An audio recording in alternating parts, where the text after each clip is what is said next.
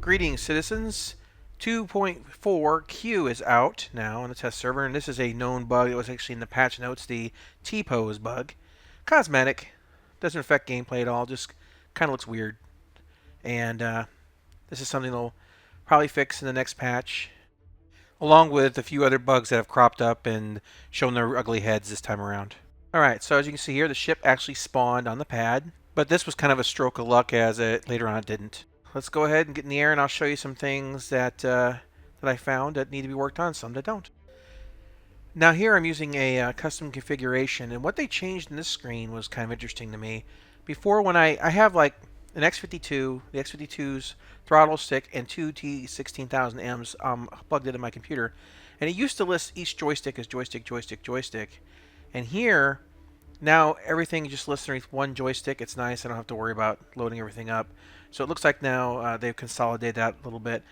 Here, they actually fixed the scopes on the weapons, so especially the sniper rifle, so it doesn't disappear when you have your own personal version. And here you can buy ammo now, but the problem I was having here is that you can't actually, well, it sticks. But at least now we have the option to do this in the persistent universe as opposed to having to go to the social module to make purchases. So yeah, once this issue gets worked out, I'm sure it'll be just fine. Now here, as I was doing ICC missions, I decided to go ahead and give missiles a whirl. They've been so broken for so long, I haven't even bothered with them. I thought, well, let's give it a whirl and see if they actually kill anything. And lo and behold, pretty much every missile I fired either killed or massively maimed whatever I was shooting at. So yeah, as you can see here, I have my fun little multi-missiles on the Saber. I really love these things. I just think they're fun.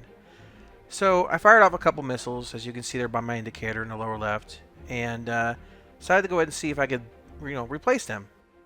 And you'll see when I dock here, I have the option to rearm and also to refuel. It'll recognize if you have weapons that have like cannons and stuff like that, if it has ammo, but it doesn't want to recognize missiles. So I actually went back into battle and decided to go ahead and burn up the rest of my missiles to see if maybe it just wasn't reloading based on like it had to be completely empty for it to reload it. I wasn't sure, and it turns out that no, it doesn't really matter right now. You just can't replace your missiles unless you just get another ship on the pad, which is kind of a bummer. But that's not, once again, that's not a game-breaking issue, and that's something that they could hammer out whenever.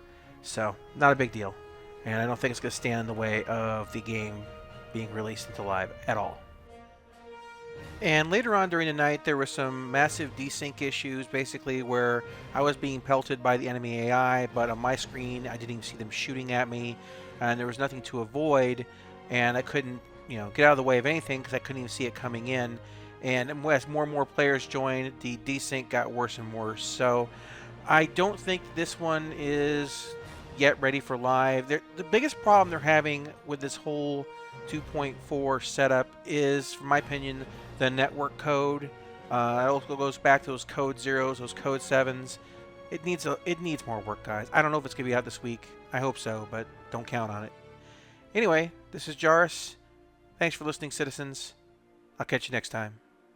But I think the most ridiculous one by far is the all-new Death Star, the Redeemer, the next great Death Star. Because The next great Death Star.